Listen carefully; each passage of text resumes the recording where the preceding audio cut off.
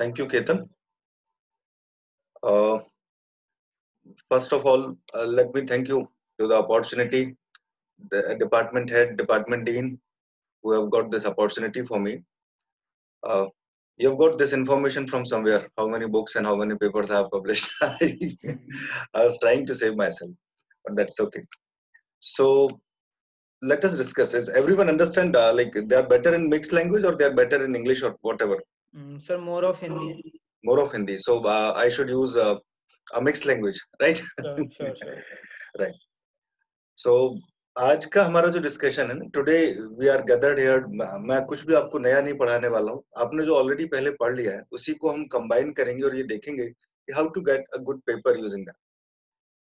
हम पहले भी आप लोग इस पे इन सारी मुद्दों पे कई बार बात कर चुके हैं। जैसे yesterday I was talking to Ketan and Ketan have told like except literature review we need something else. तो इसका मैंने पूछा भाई केतन से कि भाई ऐसा क्यों क्यों नहीं पढ़ना लिटरेचर रिव्यू, तो केतन ने सेड कि हम लिटरेचर रिव्यू कई बार पढ़ चुके हैं, दिस इज मल्टीपल टाइम्स, बहुत सारे लोग हमको पढ़ा चुके हैं।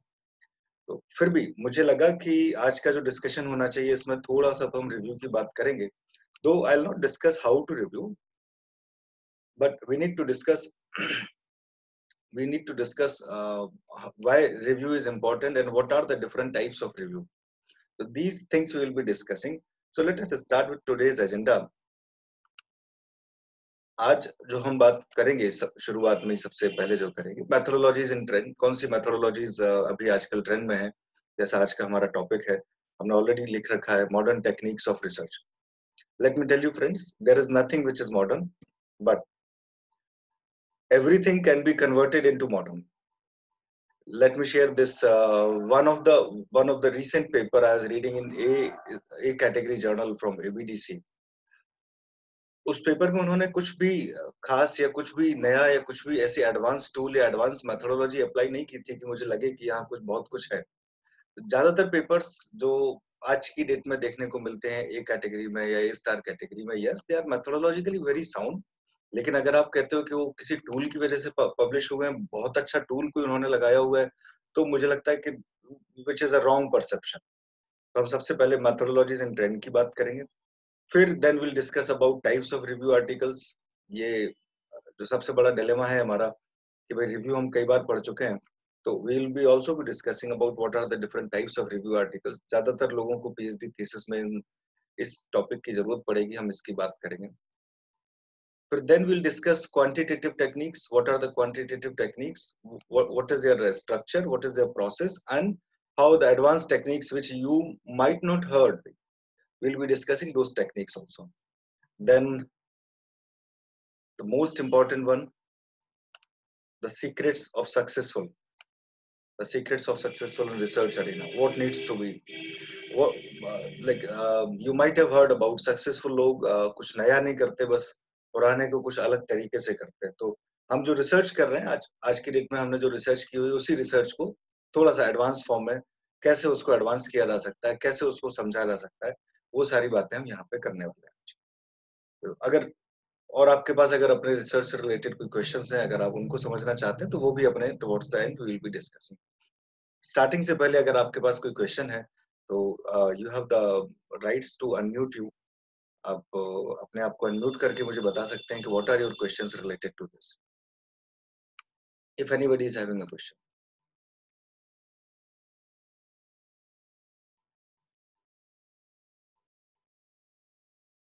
No question, okay, so I will proceed further.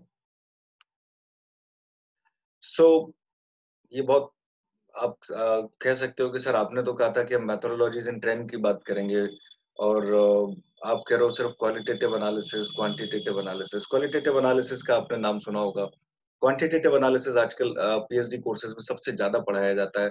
Most of the times most of the researchers in India are running behind the quantitative part of this analysis. Quantitative part पहले दिन से आपको पढ़ाया जाता है कि डेटा का पॉपुलेशन का मीन कैसे निकालना है, सैंपल कैसे निकालना है, मीडियन कैसे निकालना है। First day, starting from first day यही हमको सिखाया जाता है। नोबडी लुक्स अबाउट कि क्वालिटेटिव मेथड भी आज की डेट में बहुत इंपॉर्टेंट हो सकता है। If you look eight very carefully, most of the papers in A star category are qualitative papers. Most of them. I'm not saying every paper, each paper is a qualitative paper. सारे papers qualitative नहीं होते, लेकिन ज्यादातर paper जो आज की date में A star category में पब्लिश हो रहे हैं वो qualitative analysis पर based है. क्वालिटेटिव एनालिसिस के लिए हमारे पास कई सारे सॉफ्टवेयर्स अवेलेबल हैं and qualitative analysis is easier. Even analysis of qualitative tools, analysis of qualitative methods is easier in comparison to quantitative analysis. आपको क्वालिटेटिव एनालिसिस लिखने के लिए स्टैटिस्टिक्स सीखने की जरूरत नहीं. बहुत सारे लोग होंगे जो आपसे हमारे आसपास ये बात करते हुए दिख जाते हैं कि क्वांटिटेटिव एनालिसिस जो है या स्टैटिस्टिक्स जो है हमको समझ नहीं आता, रिसर्च करना है हमको लेकिन स्टैटिस्टिक्स समझ नहीं आता. Statistics is being the most difficult part of their journey of research. How many of you agree with me? You can raise your hand or you can unmute yourself or you can use reaction button towards the bottom. So how many of you agree with me that they fear or they find this is very challenging, this is very difficult, statistics is very difficult for them?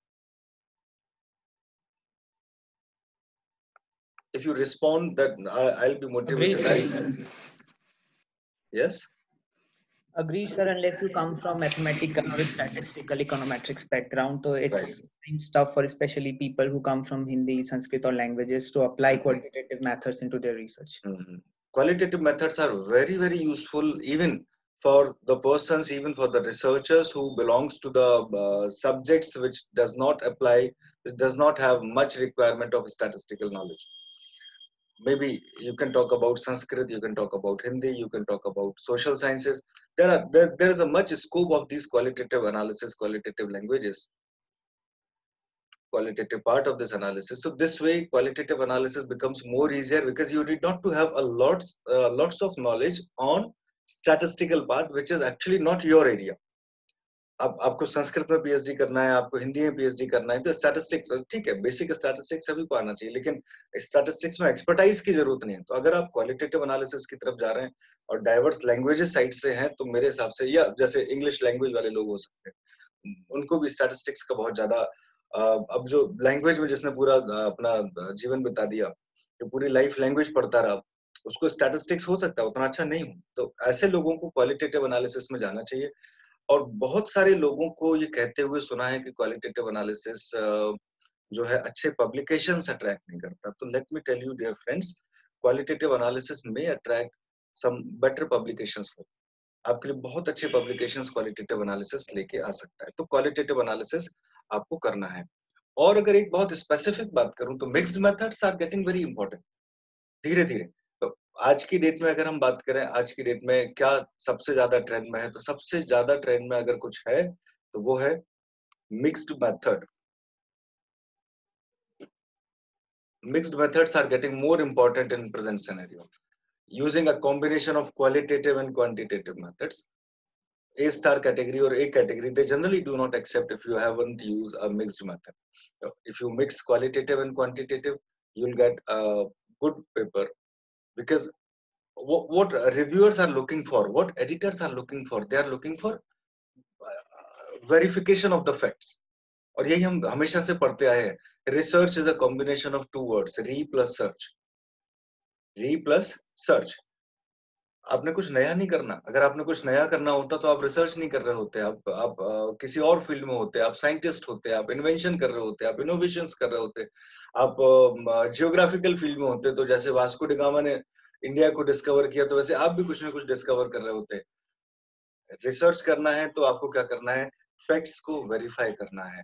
अब जब आप सिर्फ quantitative method use करते हो तो एक बहुत ही common बायस, CB common बायस method, ये एक नया टूल है. नया तो नहीं है खैर, ये एक बहुत पुराना टूल है, आजकल बहुत ट्रेंड में है. कॉमन बायस मेथड को की हेल्प से अपने रिव्यूअर्स को सेटिस्फाई करना कि भाई सी कॉमन बायस मेथड हमारे पेपर में नहीं है, हमने जो डेटा कलेक्ट किया. इसके लिए एक बहुत अच्छा तरीका है कि हमने क्वालिटेटिव एनालिसिस से भी कुछ काम किया हुआ. So this could be the way, this could be the ideas. So we need to understand कि हमको अगर आगे काम करना है, रिसर्च में काम करना है, तो qualitative analysis is very very important for us. So we need to understand that. कि ज्यादातर रिसर्चर्स क्वांटिटेटिव एनालिसिस के पीछे भागते हैं, क्योंकि इसमें उनका दोष नहीं है। हमारे जितने भी पीएचडी के कोर्स वर्क होते हैं, उनको पास करने के लिए एटलीस्ट उनको क्वांटिटेटिव भी पढ़ना होता है। ये उनके साथ लिमिटेशन है, but I believe qualitative analysis में attract some good set of applications for you. आगे बढ़ते हैं, sorry. So there are some important terms for writing a review paper. Ketan, this will help you. TMCC. Yeah. Sure, TMCC is a framework. ADO is a framework. So when you are generally जब PhD students अपना thesis लिख रहे होते हैं, उनसे कहा जाता है कि आपको एक chapter लिखना है, chapter 2 which is named as literature review. और ज्यादातर लोग जब लिटरेचर रिव्यू लिख रहे होते हैं तो वो क्या करते हैं कि वो एक पेपर उठाया, उसके ऑथर को साइट किया और उस ऑथर पे या उसके पेपर पे पूरा एक summary type about half page और मोर देन हाफ पेज वो लिखना शुरू, author by author summary people doing, author by author लोगों ने समरी स्टार्ट करना शुरू कर दिया, बिना देखे कि भाई इनकी रिक्वायरमेंट है कि नहीं है, ये पेपर अच्छे हैं कि नहीं है, बिना ये देखे कि उन्होंने क्या किया है, क्या ये पेपर वाकई थ्योरी में कुछ कंट्रीब्यूट करता है, क्या ये पेपर वाकई नॉलेज में कुछ कंट्रीब्यूट करता है, बिना ये देखे उन्होंने बस स्टार्ट कर दिया। क्योंकि गाइड ने दो बातें बता रखी हैं, सुपरवाइजर ने दो बातें बता रखी हैं कि लिटरेचर रिव्यू चैप्टर लिखा जाता है जिसमें आपको बहुत सारे ऑथर्स को इनकॉर्पोरेट करना पड़ता है। दूसरा उसने बता रखा होता है कि आपको क्रोनोलॉजिकल ऑर्डर में उसे सेट करना है। और तीसरी बात जो गाइड ने बता रखी होती है वो ये होती है कि ये चैप्टर वो चैप्टर है जिसमें स्कोप है कि आप सबसे ज्यादा पेजेस लिख सकते हो। This chapter does not have limitations of number of pages, so you need to be very careful. Ketan, if you can inform Himani, उसको भी शायद ये अपडेट करने की जरूरत पड़ेगी। She is not able to. Yes sir, I have sent a message in the group. Okay. तो ये जो फ्रेमवर्क है ना, ये जब आप रिव्यू कर रहे होते हो, चाहे अपनी पीएचडी थीसिस के लिए कर रहे हो, चाहे आप किसी अच्छे रिसर्च पेपर के लिए कर रहे हो, so these are the very popular framework. TMCC आपको you need to identify the theory, the methods, the constructs means variables and context. तो कई सारे अच्छे पेपर्स अगर आप इमराल से या कहीं अच्छे प्लेटफॉर्म से जब आप डाउनलोड करते हो तो आप देखते हो कि उसमें एक ऑथर का नाम होता है, फिर उसने क्या थ्योरी बनाई, फिर उसने क्या मेथड यूज किए थे, what was the methods which he और she has used, maybe the case study methods, the empirical methods, the correlation and regression, the PLS-SEM, the SEM or whatever the meta analysis, जो भी method उन्होंने apply किए थे वो method आ गया। Constructs, variable क्या थे इनकी स्टडी में, what were the variable in this study. तो से फॉर एग्जांपल जैसे मैं इंटरनल मार्केटिंग पे बहुत सारी रिसर्च करता हूँ, तो मेरे वेरिएबल्स हो सकते हैं कि भाई सीनियर लीडरशिप होना चाहिए, मार्केटिंग ये सॉरी इंटीग्रेटेड कम्युनिकेशन होना चाहिए, इंटीग्रेशन ऑफ द डिपार्टमेंट होना चाहिए। तो क्या थ्योरी थी, क्या कंस्ट्रक्ट थे, क्या वेरिएबल थे उनकी स्टडी में। इसी टेबल से, लिटरेचर रिव्यू की इस टेबल से हमको ये मालूम पड़ता है कि कौन से वेरिएबल्स को हमको इनकॉर्पोरेट करना चाहिए, which variables are incorporatable, I should say कौन से वेरिएबल हमारी स्टडी में इनकॉर्पोरेट किए जा सकते हैं। अब ज्वाइन करवाया तो बार-बार लिंक आ रहा होगा ना देखने का, वो आता है ना इनके पास लिंक की, कोई बंदा बाहर वेट कर रहा है उस लिंक के कराता है। होता है इसमें, ये जूम में होता है। हेलो, अबे होता है, पहले भी प्रॉब्लम हुई है कई बार। So you can mute all. हाँ मैंने म्यूट ही किया। So TMCC आप जैसे कह सकते हो कि आपको you need to identify first theory identify करना है कि क्या थ्योरी थी। भाई जैसे थ्योरी की बात करते हैं तो जैसे मैनेजमेंट वाले लोग जो पढ़ते हैं कि भाई DOI is a theory, TEM is a theory, technology acceptance model is a theory, diffusion of innovation is a theory. तो कैसे आप कौन सी थ्योरी को अप्लाई करके बहुत सारे पेपर्स लिखे गए, व्हाट वर द मेथड्स, क्या मेथड्स थे, एम्पिरिकल मेथड्स थे, क्वालिटेटिव मेथड्स थे। तो आपको जैसे समझ में आया कि most of the researches on your area, most of the researches in your area are based on technology acceptance model. Now you have got a scope कि आप diffusion of innovation theory पे काम कर सकते हो। तो ये हमको बहुत सारे आइडियाज मिल जाते हैं। Most of the methods is कि उन्होंने रिग्रेशन, PLS-SEM, MOS इस तरह के मेथड्स को यूज किया है, तो आप दूसरे मेथड्स को यूज कर सकते हो। This will be an additional advantage for you. आपको ये बात समझ में आएगी कि भाई कौन से मेथड सबसे ज्यादा पॉपुलरली यूज हुए हैं, कौन से मेथड लेस पॉपुलरली यूज हुए हैं। अब यहाँ पे एक डिलेमा है रिसर्चर के लिए, the researcher gets a dilemma. तो जो मेथड्स यूज नहीं हुए, ऐसा भी हो सकता है कि वाकई काम के नहीं थे इस कंटेक्स्ट में, है ना, ऐसा भी हो सकता है। तो आपको डिलेमा भी रिजॉल्व करना है, आपको डिलेमा भी रिजॉल्व करना है। Then next framework is ADO. ये भी बहुत पॉपुलर है, हमारे इंडिया के एक बहुत ही पॉपुलर ऑथर हैं जो आजकल अमेरिका यूरोपियन कंट्रीज में कहीं है, प्रोफेसर जस्टिन पॉल। उन्होंने बहुत सारे पेपर्स लिखे हैं, टीएमसीसी और टीसीसीएम। टीसीसीएम बस उसी को आगे पीछे कर दिया है, उसको वो theory construct context and methodology, इस हिसाब से वो टेबल को अरेंज करते हैं। तो बट ये जो है ADO, antecedents, decisions and outcomes, ये क्या एंटीसीडेंट्स थे, क्या वेरिएबल्स थे, क्या इनपुट्स था, क्या डिसीजन रिसर्चर ने लिया, how this problem has been solved and what is the outcome, क्या उनको समझ में आया। तो अगर आप लिटरेचर रिव्यू करने के लिए इन फ्रेमवर्क को यूज करते हैं, तभी वो लिटरेचर, ये आई एम नॉट सेइंग कि यही फ्रेमवर्क है, देयर आर मेनी फ्रेमवर्क, किसी न किसी फ्रेमवर्क को यूज करेंगे, you will get something insightful. अगर आप किसी फ्रेमवर्क को यूज नहीं करेंगे, तो आपने जो लिटरेचर रिव्यू किया है वो सिर्फ पेपर्स का कलेक्शन कहलाएगा, और बाद में you will not be able to publish good papers based on your paper, based on your review. अगर आप अपने रिव्यू को यूज करना चाहते हैं, पीएचडी रिव्यू को यूज करना चाहते हैं किसी अच्छे पेपर में पब्लिश करने के लिए, तो आपको एसएलआर करना पड़ेगा। और एसएलआर आप लोगों में से बहुत सारे लोग शायद जानते होंगे। एसएलआर नाम सुना है किसी ने? SLR anyone? केतन के अलावा कोई और अगर रिस्पॉन्ड कर सकता है? अभी तो बहुत सारे लोग हैं मीटिंग में। डोंट वरी, मतलब अगर आप गलत भी बोलेंगे तो भी कोई परेशानी नहीं है। Systematic literature review, right? SLR is systematic literature review. वो आपको करना है। सिस्टमैटिक लिटरेचर रिव्यू अगर करना है तो you have to adopt some of one of these और maybe any other framework. W framework is also very popular apart from these, and there are several other frameworks which are very, very popular for writing a review paper.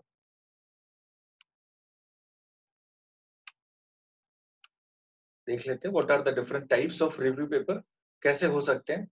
सबसे पहले जो मैंने आपको बताया, अभी अभी थोड़ी देर पहले मैंने आपको बताया था टाइप्स ऑफ रिव्यू पेपर की जब बात करते हैं, तो फर्स्ट इज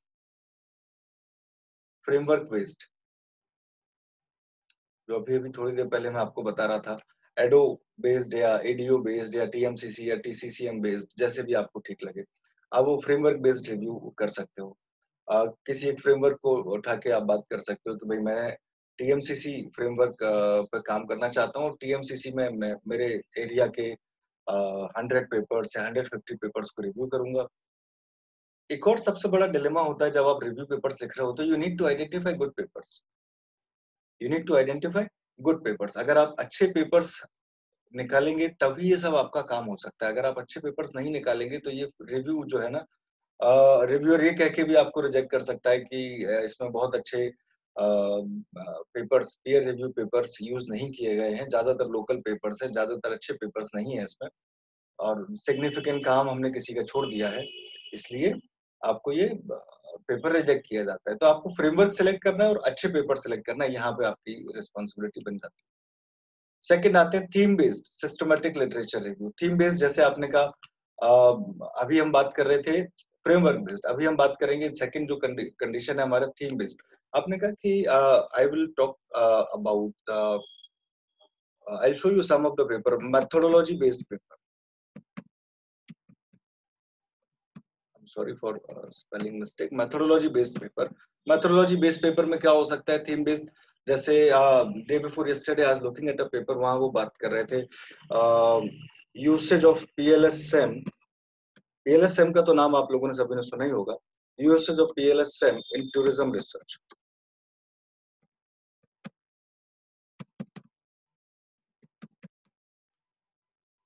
मैं अगर जल्दी की टाइपिंग में कोई स्पेलिंग मिस्टेक करूं तो मैं पहले से उसके लिए माफी मांग लेता हूं। तो ये एक पेपर था जिसमें लिखा था पीएलएसएम इन टूरिज्म रिसर्च। तो टूरिज्म रिसर्च में पीएलएसएम को कैसे यूज किया गया, कितने लोगों ने यूज किया, क्यों यूज किया, क्या कॉन्टेक्स्ट थे। तो this could be an very good idea कि आपने थीम उठाया कि भाई पीएलएसएम, या आप थ्योरी उठाया आपने कि भाई मैं डिफ्यूजन ऑफ इनोवेशन थ्योरी की या टेक्नोलॉजी एक्सेप्टेंस मॉडल को मैं टेस्ट करूंगा. Mastige is a theory, mass and prestige, if you combine two words then mastage becomes a theory. तो मैं उस थ्योरी को उठा के बात करता हूँ. उस थ्योरी को एक पर्टिकुलर कंटेक्स्ट में, एक पर्टिकुलर कंट्री में, एक पर्टिकुलर फील्ड में, एक पर्टिकुलर इंडस्ट्री में, एक पर्टिकुलर एकेडमिक सेगमेंट में कैसे यूज किया गया, तो वो भी आपके लिए एक आइडिया हो सकता है. देन आप बात कर सकते हो सेकंड कंटेक्स्ट की. अगर बात करें तो you can talk about review aiming theory and theoretical model. अभी हम बात कर रहे थे मेथोडोलॉजी बेस्ड, ये थोड़ा सा आपको कंफ्यूज कर सकता है. ये बहुत सिमिलर से हैं, थ्योरी एंड थ्योरेटिकल मॉडल. यहाँ पे हम मॉडल्स को इन्वेस्टिगेट करते हैं. Models become more important for me, है ना. बहुत सारे मॉडल्स होते हैं मेरे इन्वेस्टिगेशन के लिए. मेरे लिए सबसे इम्पोर्टेंट मॉडल कौन सा है? मैं इंटरनल मार्केटिंग में काम करता हूँ, तो मुझे लगता है पीके अहमद एंड रफीक ने जो मॉडल दिया है, this is the best model. हालांकि there is a contradiction. Valentine has also given a very good model. लेकिन मैंने जिस पर काम किया, हमारी तो यही फिनोमेना है ना, वी आर द इंडियंस. तो हम यही मानते हैं कि हम जो काम कर रहे हैं वो बेस्ट है. हम अगर हिंदी पढ़ते हैं तो हमको लगता है हिंदी इज बेस्ट. हिंदी नहीं होती तो दुनिया नहीं चल सकती थी. जो मैथमेटिक्स पढ़ रहा होता है वो कहता है कि मैथमेटिक्स नहीं होती तो इंजीनियर नहीं होते. इंजीनियर नहीं होते तो ये सब, ये जो आप अपने आसपास देखते हो, ये सब कुछ नहीं होता. जो बायोलॉजी पढ़ रहा होता है उसको लगता है कि भाई डॉक्टर्स नहीं होते तो तुम लोगों को ठीक कौन करता. मैं एक टीचर हूँ तो मुझे लगता है टीचर ही नहीं होता तो इंजीनियरिंग और आपको मेडिकल साइंसेस पढ़ाता कौन. तो दैट्स अ लॉन्ग डिबेट. लेकिन हमको यहाँ पे वो थ्योरी मॉडल से उसको सॉल्व करना है. अब हम आ जाते हैं मॉडर्न वाली प्रैक्टिस पे. ये तो पुराने प्रैक्टिसेस थे जो कई लंबे समय से चले आ रहे हैं. अब हम आ जाते हैं मॉडर्न प्रैक्टिसेस पे. तो आजकल जो सबसे ज्यादा ट्रेंड में, it is bibliometric analysis. And there is a free software. आपको इसके लिए कोई अलग से सॉफ्टवेयर की जरूरत नहीं पड़ेगी. There is a free software, VOSviewer, biblioshiny, publish or perish. ये सारे फ्री सॉफ्टवेयर हैं. आपको इनको यूज करना है और इनको यूज करने के बाद आपको बिब्लियोमेट्रिक एनालिसिस, हालांकि let me tell you frankly कि if you are targeting A और ए स्टार कैटेगरी तो बिब्लियोमेट्रिक एनालिसिस अकेले से आपका काम नहीं होगा. Let it be very clear. हाँ, अगर if you are a young researcher, if you are targeting only UGC care, if you are targeting ABDC category journal or any like journals which are not very popular, journals which are not very reputed, उनको अगर आप target करेंगे आपके research career की starting, research career को start करने के लिए, bibliometric analysis is very getting very very popularity nowadays. आजकल अगर आप देखोगे तो टूरिज्म से रिलेटेड जर्नल्स हो या मैनेजमेंट से रिलेटेड जर्नल हो, कहीं ना कहीं आपको बिब्लियोमेट्रिक एनालिसिस के पेपर्स हर एक वॉल्यूम में आसानी से मिल जाते हैं. बट द चैलेंज इज, अगर आपको अच्छा जर्नल टारगेट करना है, then you have to combine meta analysis or maybe some quantitative methods with this, or maybe some other qualitative method with this. So you have to combine this. Bibliometric analysis alone will not be sufficient for targeting a reputable journal. तो अगर आप एक बहुत अच्छा journal target कर रहे हैं तो आपके लिए थोड़ा सा मुश्किल है बिब्लियोग्राफी एनालिसिस के साथ. हो सकता है कि वो डेस्क रिजेक्ट ही कर दें आपका पेपर. लेकिन अगर आप थोड़े से नीचे वाले जर्नल्स जहाँ पे लोगों को आई शुड नॉट से, लेकिन अभी बिब्लियोमेट्रिक का उतना आइडिया नहीं है, उनको बहुत अच्छे टेबल्स और बहुत अच्छे फिगर्स देखने को मिल जाते हैं, they will be happy to look at this.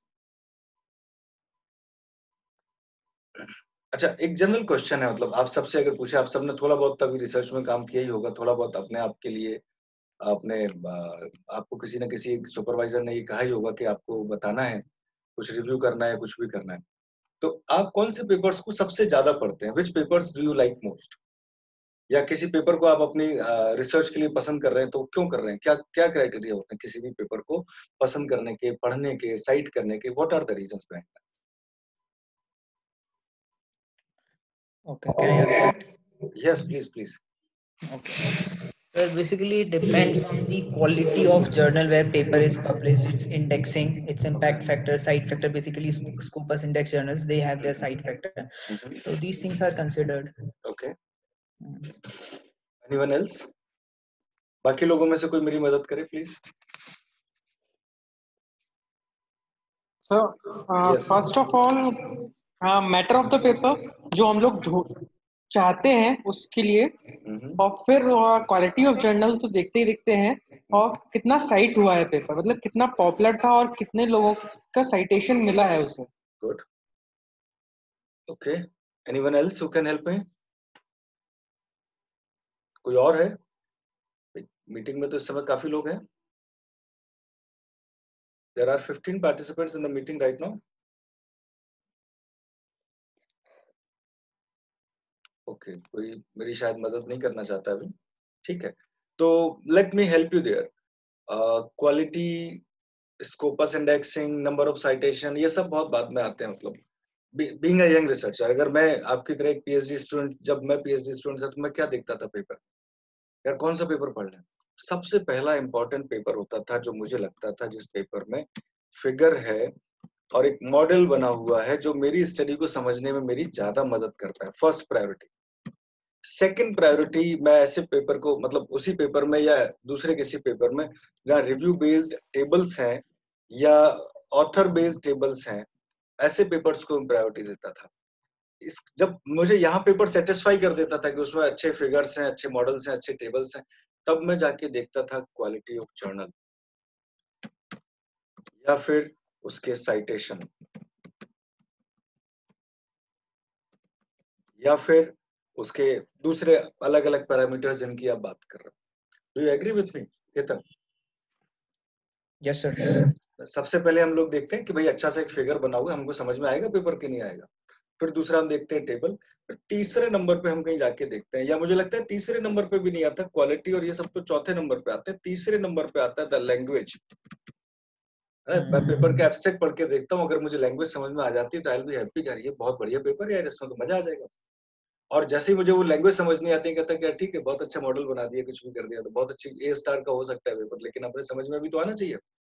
मेरी समझ में ही नहीं आएगा तो मैं क्यों पढ़ूंगा इसको. फिर इसके आगे अगर बात करें, इसके आगे अगर चलते हैं, तो आजकल जो फिर से ट्रेंड में है, ethnography is very old method. आपने भी शायद किसी न किसी ने आपको शायद इस क्लास में पढ़ाया होगा, PhD की क्लास में पढ़ाया होगा. Ethnography is very old method, but netnography is very very popular in present scenario. Yeah. Netnography is a combination of ethnography and internet. So they have taken net from internet and ethnography from the ethnography, and they have made a new word, netnography. Everyone is interested. Nowadays if you look at general बात करें, मतलब management के context में बात करें, advertising की बात करूं, तो मैं अगर न्यूज़पेपर में ऐड देता हूं तो उस ऐड की लाइफ कितनी है? मुझे लगता है आयुष मेरी मदद कर सकते हैं. न्यूज़पेपर में मैंने ऐड दिया, उस ऐड की लाइफ कितनी है आयुष? सर सेम डे, जब तक वो विजिबल है लोगों के पास. मुझे लगता है 1 घंटे, जब तक मैं न्यूज़पेपर पढ़ रहा हूँ. उसके बाद मैंने एक बार न्यूज़पेपर पढ़ के बंद कर दिया. आज सुबह न्यूज़पेपर में जितने भी ऐड आए वो सब मेरे काम के नहीं है, है ना. जब तक मैं न्यूज़पेपर पढ़ रहा तब तो काम के थे, लेकिन जैसे ही मैंने न्यूज़पेपर पढ़ना बंद कर दिया तब मेरे काम के हैं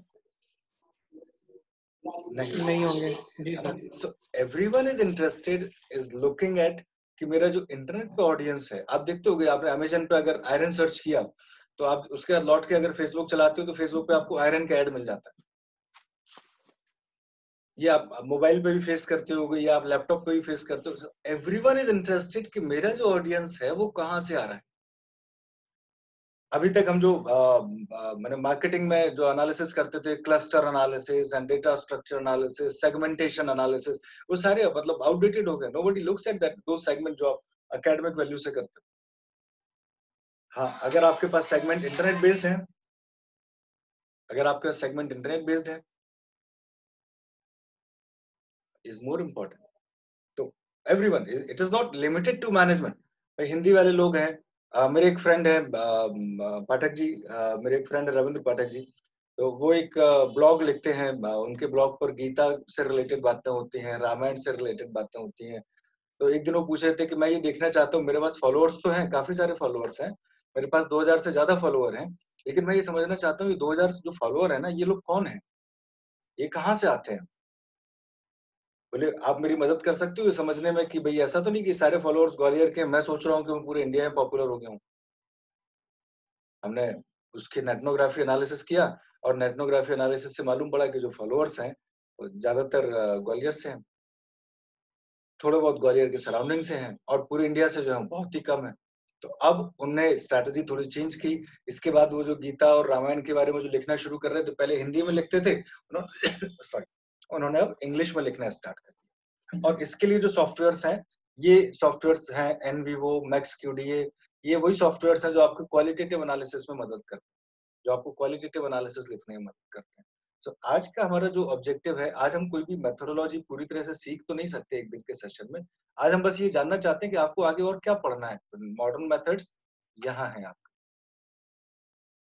अगर सीखना चाहते हो तो बिब्लियोमेट्रिक एनालिसिस सीखो, वॉसवियर यूज करना सीखो, बिब्लियोशाइनी, एनवीवो, मैक्सक्यूडीए, एंड मतलब believe me, internet is, YouTube is full of every tool, full of. Let me share one thing with you. If you want to learn about bibliometric analysis, I am sharing, I want to show you my channel, YouTube channel. So here is my personal YouTube channel, Research and Productivity Tools. You'll find BiblioShiny. There is a separate playlist. If you click on playlist, there is separate playlist. One is for bibliometric analysis, tools and techniques. Another one is bibliometric analysis using R package or BiblioShiny. So this YouTube channel can help you in understanding bibliometric. अगर आप bibliometric नया सीखना चाहते हैं तो you can search this YouTube channel with Research and Productivity Tool and start subscribing this. You'll get every day or every second day you'll get something which is surprising, which is very amazing to you as a research scholar.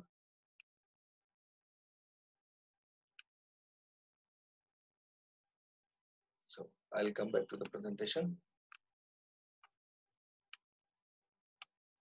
This way. Then we look at the quantitative analysis, quantitative methods, quantitative techniques. तो ये सारी जो बातें हैं, ये सब आप पहले भी कई बार पढ़ चुके होंगे, इसमें कुछ नया तो नहीं है यहाँ पे हमारे लिए। जैसे सिंपल डिस्क्रिप्टिव की बात करें, मतलब SPSS and similar software, you can use those for simple descriptive. यहाँ पे आप मेन मोड मीडियन की बात कर सकते हैं, फ्रीक्वेंसी की बात कर सकते हैं, परसेंटेज की बात कर सकते हैं, स्कैटर प्लॉट की बात कर सकते हैं, there scattering pattern, there patterns and इन सब की बात कर सकते हैं, how they are distributed in a population, ये सारे पॉपुलेशन, ये सारे क्वेश्चंस आपकी मदद कर सकते हैं। सेकंड मेथड, जैसे ही हम सिंपल डिस्क्रिप्टिव से आगे बढ़ते हैं, सिंपल डिस्क्रिप्टिव से आगे बढ़ते हैं तो हमको सबसे पहले सिखाया जाता है इफेक्ट साइज। उसके बाद सिंपल डिस्क्रिप्टिव के बाद हमको सिखाया जाता है इफेक्ट साइज। हालांकि effect size is more diverse, more important and more interesting and is better than CFA and SEM, is better than in CFA and SEM, तभी हम यहाँ पे काम कर रहे हैं। लेकिन हमको जो इफेक्ट साइज सिखाए जाते हैं, मतलब एक PhD स्कॉलर को जो इफेक्ट साइज सिखाए जाते हैं, उसमें आप T टेस्ट लगा सकते हैं, you can perform an ANOVA, you can perform like chi-square, ये सारे हमको इफेक्ट साइज सिखाए जाते हैं। लेकिन अगर आप इन जनरल और कॉन्टेक्स्ट इससे, मैंने अपने PhD कोर्स वर्क से अगर बाहर निकल के देखेंगे तो you'll find many of those, जैसे टी टेस्ट के अलावा फिर वो नॉन पैरामेट्रिक टेस्ट यूज कर सकते हैं। इफेक्ट साइज वाले ये जो है, इसी में सर्वाइवल एनालिसिस भी कर सकते हैं। से फॉर एग्जांपल मैंने एक YouTube चैनल बनाया, उसमें मैं 10 मिनट की वीडियो डाल रहा हूँ और 10 मिनट के बाद कितने मिनट बाद लोग ड्रॉप आउट होना शुरू हो जाते हैं। मैं देखता हूँ वीडियो 10 मिनट का है और उस वीडियो का average time of viewership is 5 minutes और समटाइम्स 7 मिनट और समटाइम्स 3 मिनट। अब मैं अगर सर्वाइवल एनालिसिस करता हूं तो मुझे ये समझ में आ जाता है कि कितने टाइम के बाद वो लोग ड्रॉप हुए। अब जैसे ही मुझे ये मालूम पड़ गया कितने टाइम के बाद वो ड्रॉप हुए, तो उसके उस टाइम के ठीक पहले का कंटेंट मुझे देखना होगा। They might not have found it interesting, उनको ये शायद इंटरेस्टिंग नहीं लगा होगा, इसीलिए तो वो ड्रॉप आउट हुए। अदरवाइज वो ड्रॉप आउट क्यों होते? अदरवाइज वो उसे देखते रहते अगर उनको इंटरेस्टिंग लग रहा होता है। तो इंटरेस्टिंग नहीं लग रहा तभी तो ड्रॉप आउट हो रहा है। तो ये जो होता है, हमारे को जब PhD कोर्स वर्क में पढ़ाया जाता है, वो सिंपल डिस्क्रिप्टिव के तुरंत बाद पढ़ा दिया जाता है। But as per my view, this sequencing should be here, right. फिर हमको थर्ड नंबर पे PhD कोर्स वर्क में पढ़ाया जाता है कोरिलेशन एंड रिग्रेशन,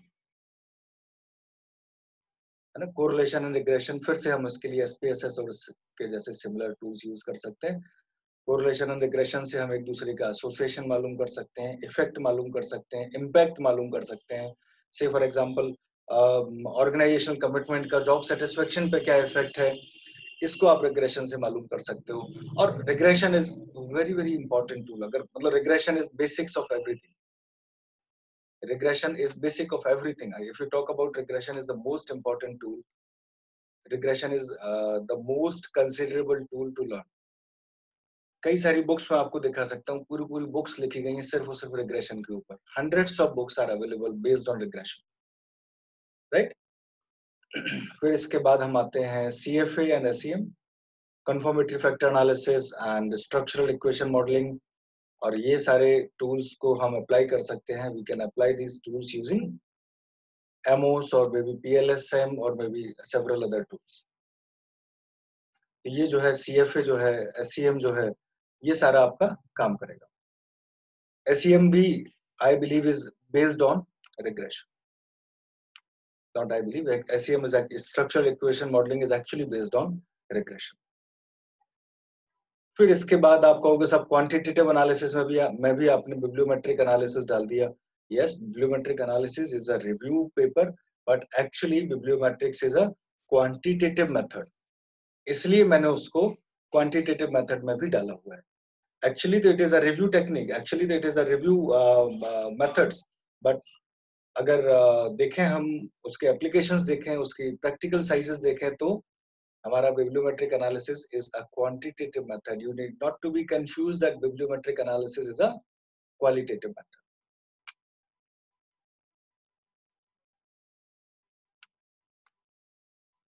अब बात करते हैं हम इसी के क्वांटिटेटिव टेक्निक्स में, आगे बढ़ते हैं थोड़ा सा, किसको आप मॉडर्न टेक्निक कह रहे हो। ये आ गया हमारे लिए बहुत बड़ा एरिना, बहुत बड़ा फॉर्म जो आपने शायद सुना भी नहीं होगा। I am not sure, Ketan can you help me, have you heard about these terms? Not sir. Okay, so multi criteria decision making. हम लोग जो एकेडमिक्स में रिसर्च करते हैं, हम एक ही चीज या दो चीजों को पकड़ लेते हैं। जैसे फॉर एग्जांपल मुझे कार खरीदनी है, I want to purchase a car. Yes sir, we have already heard this somewhere earlier in one class. Okay, MCDM. Yes sir. So I want to purchase a car, and there is not only one criteria. Yes sir. I cannot decide based on only one criteria. I cannot say कि मुझे car चाहिए सिर्फ और सिर्फ fuel efficiency वाली, luxury हो ना हो कोई फर्क नहीं पड़ता। मुझे तो आप सस्ती सी कार दे दो, फ्यूल इफिशिएंट होना चाहिए, प्राइस कम होना चाहिए, फिर भी आप कम से कम दो पैरामीटर तो आ ही गया, price and fuel efficiency. In general अगर देखें तो जब आप कार खरीदने जाते हो तो you looks at comfort, you looks at facilities, you looks at style, you looks at lots of things. Multi criteria हो सकता है, this could B multi object decision making, this could B multi attribute value theory MAVT, this could be multi attribute preference theory, this could be multi attribute utility theory, but ये सारी चीजें जो जुड़ी हुई हैं वो उसमें सबसे इम्पोर्टेंट टर्म है मल्टी। और इसके लिए कोई आपको बहुत एडवांस, बहुत अलग सॉफ्टवेयर की जरूरत नहीं है। Only MS Excel can help you. Only MS Excel. It's a kind of matrix method that is used to reach the solution. Yes, it is a kind of matrix method. You have to form the matrix. Sette's matrix. If you look at, अगर आपको याद होगा class में, तो Sette's method. This one. Yes sir ji. TL Sate was there, I think. Right. Sette's method was very important for this matrix analysis or matrix. These are getting very popular nowadays. अगर आपको बहुत अच्छे analysis करना है, बहुत अच्छे से paper publish करना है, तो ये सारे जो मेथड्स हैं, आपने अभी तक शायद MCDM का ही नाम सुना होगा, ये बिल्कुल ही नया है। MCDM का एडवांस फॉर्म अगर आप कह सकते हैं, तो ये जो है उसी के थोड़े से advance, I am not saying कि कंप्लीटली एडवांस, बस उसी में थोड़े थोड़े एडिशन किए और MODM बना दिया, उसमें थोड़ा सा एडिशन किया और MAVT बना दिया, उसी में थोड़े से और एडिशन किए, मल्टी एट्रीब्यूट प्रेफरेंस थ्योरी बना दी। तो थोड़े थोड़े एडिशन के साथ ये सारे चेंज होते गए।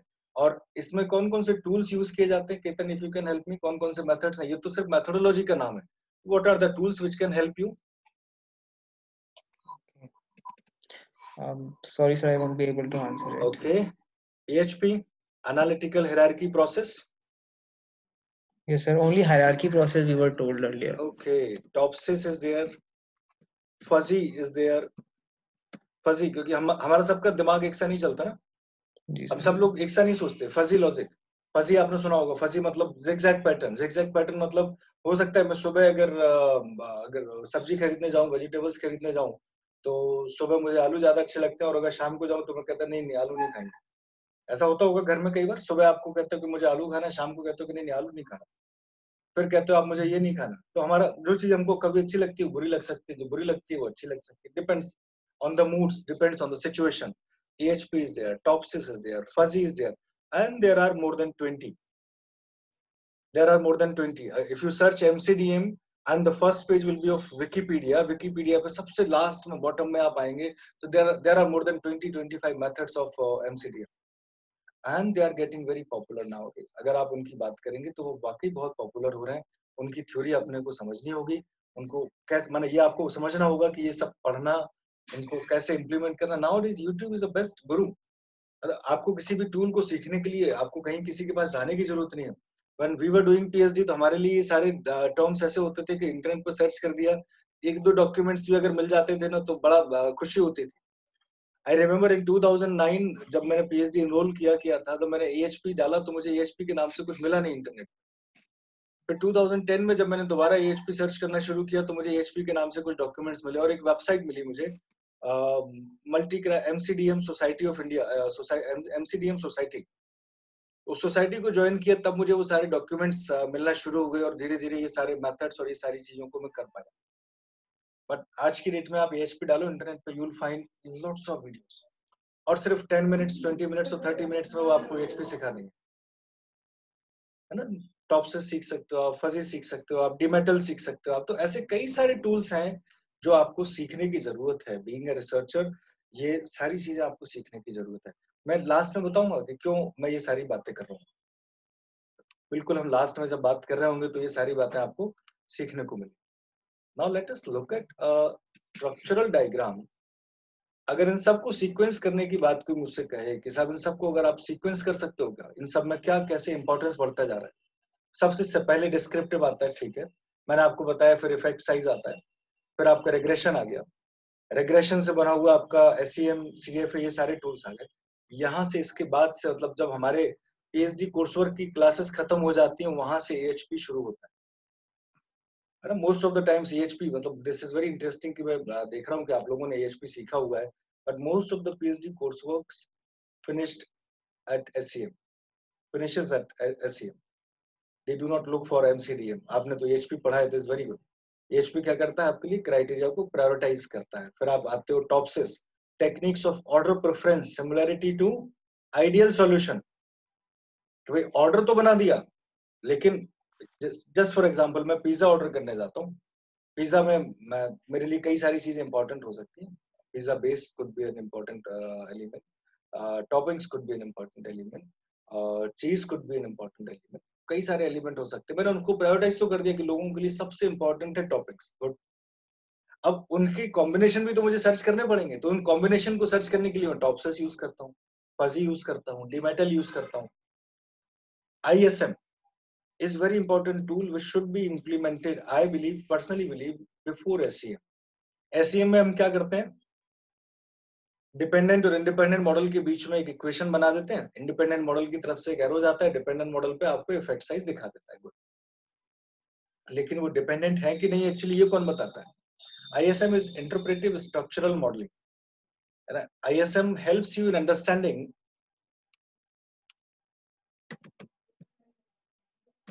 which one is dependent, which one is dependent variable and independent variable. ये समझने में मुझे हेल्प करता है ISM।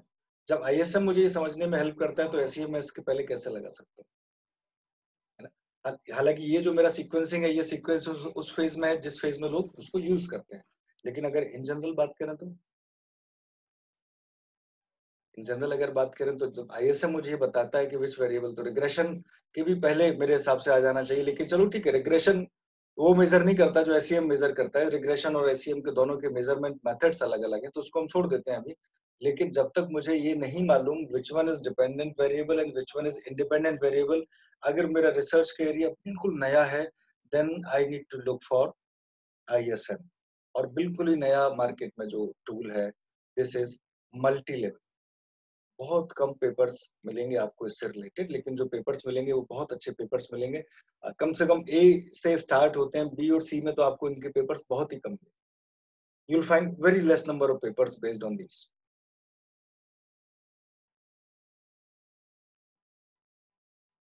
ये सारे टूल्स हैं जो आपको सीखने हैं एक अच्छे रिसर्च करियर के लिए, एक अच्छा रिसर्चर बनने के लिए। ये सारे टूल्स अगर आप सीखेंगे तो आपको इसका बेनिफिट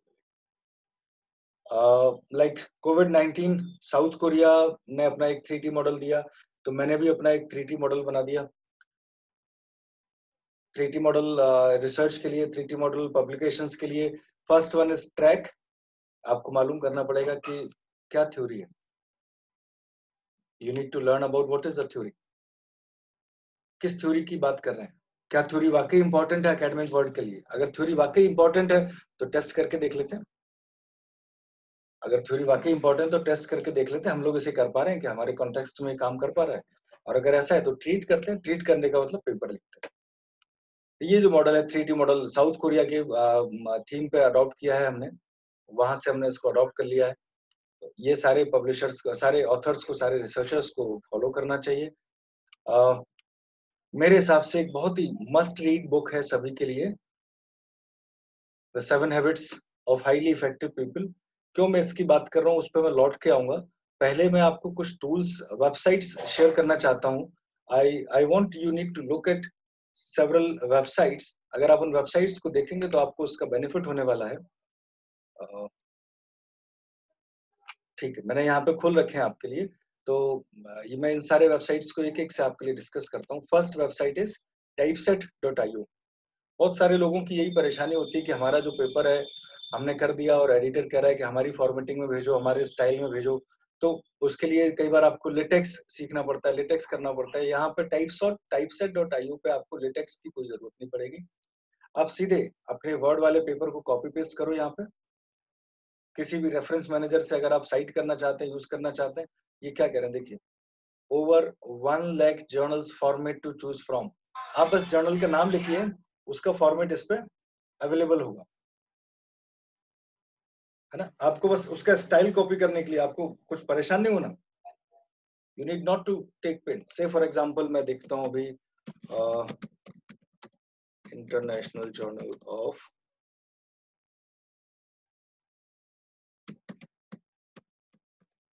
हॉस्पिटैलिटी एंड टूरिज्म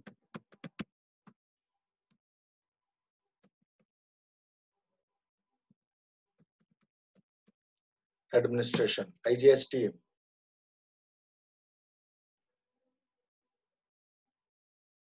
ये देखिए, मुझे IGSTA दिख गया, और भी उससे रिलेटेड कई सारे पेपर्स जर्नल्स दिख गए। मैं उनके फॉर्मेट में जैसे भी मुझे टाइप करना हो, वर्ड फाइल से बस कॉपी करना, उनके फॉर्मेट में मेरा पेपर आ गया।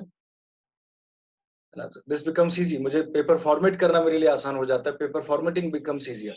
मैं इसे वर्ड फाइल में भी एक्सट्रैक्ट कर सकता हूँ, मैं इसे PDF फाइल में भी एक्सट्रैक्ट कर सकता हूँ। So this is for my facility. एक बार मुझे पेपर बनाना है अपनी वर्ड फाइल में, उसके बाद फॉर्मेटिंग के लिए बार बार परेशान नहीं होना। फॉर्मेटिंग करने के लिए ये जो टूल है typeset.io विल हेल्प। दूसरा एक टूल है डेसिफर। onelook.com पर हमारे लिए एक OneLook thesaurus हमको मिलता है।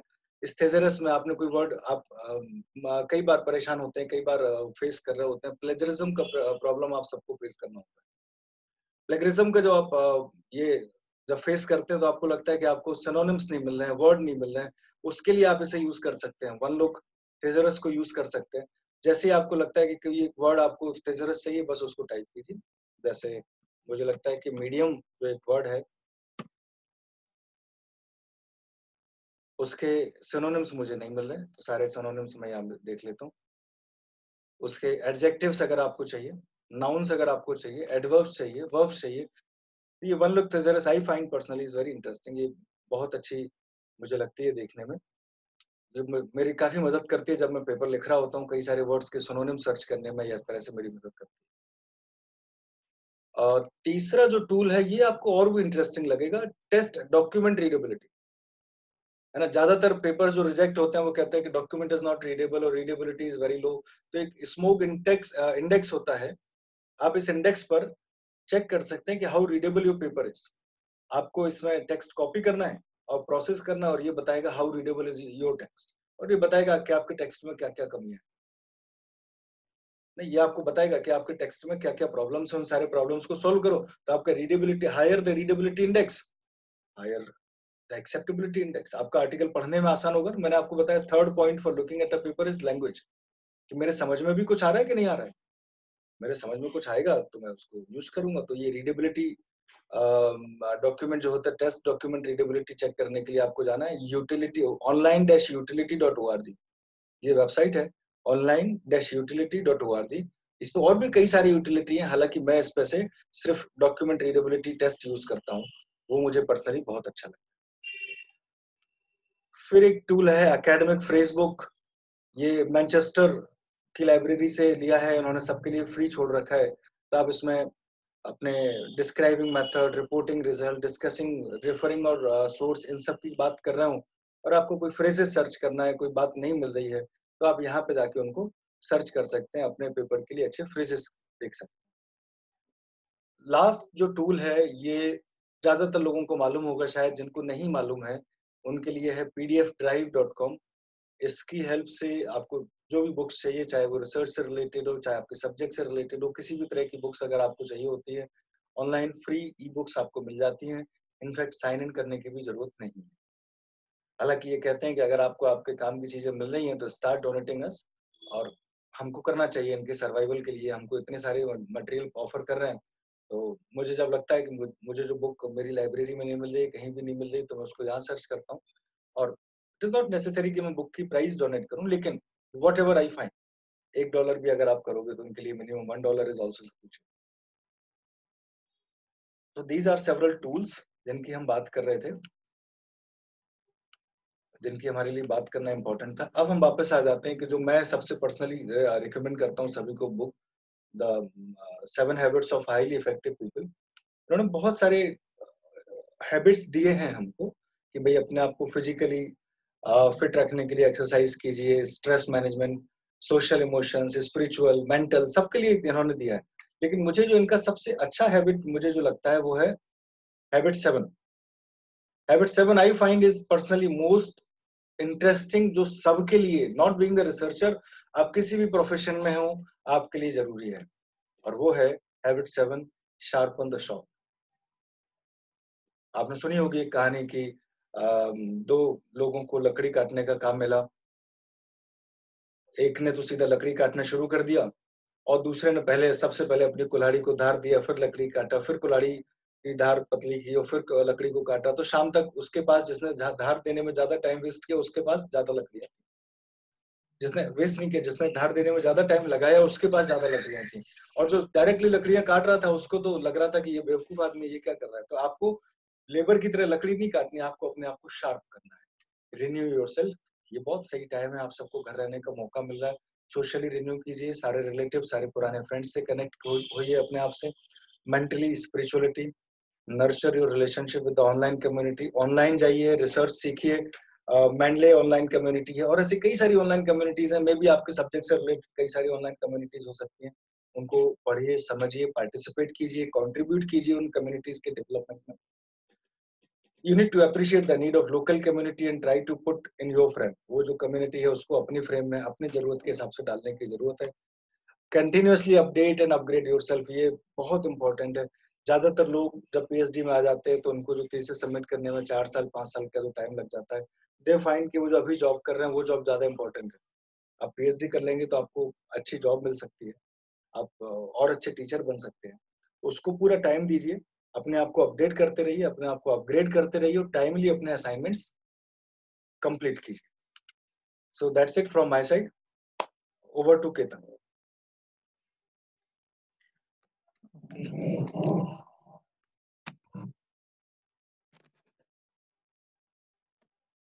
Thank you so much, sir. I think we may ask for someone if people have some questions, so they may raise it here. Yeah, please.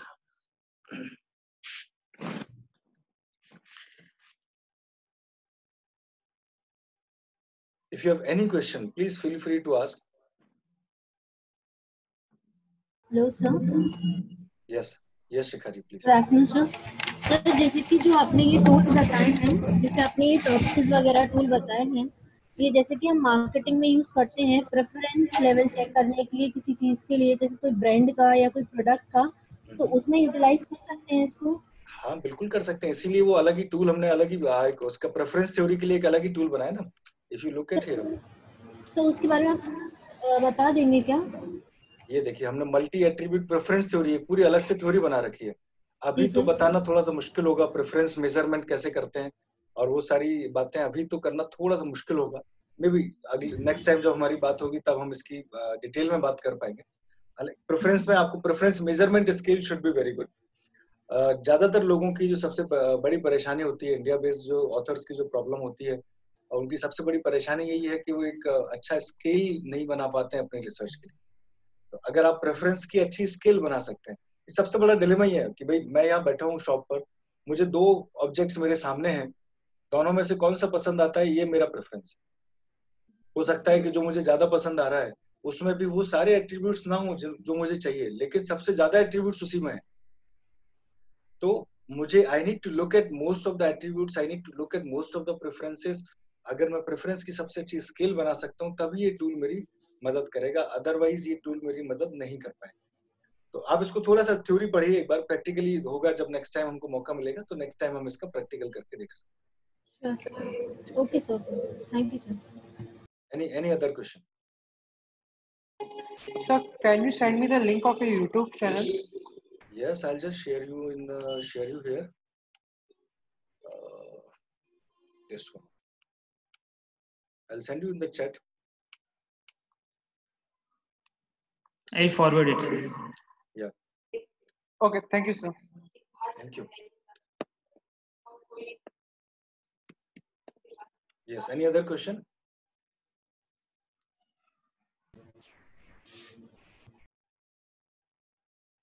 Okay, seems like there are no more questions to be raised here. So thank you so much, sir, for sharing your valuable time with us. And this session has been really highly enlightening and informative as well. And I hope that we will again get chance to interact with you in future as well. Thank you very much. Sir, now talking somewhat informally, because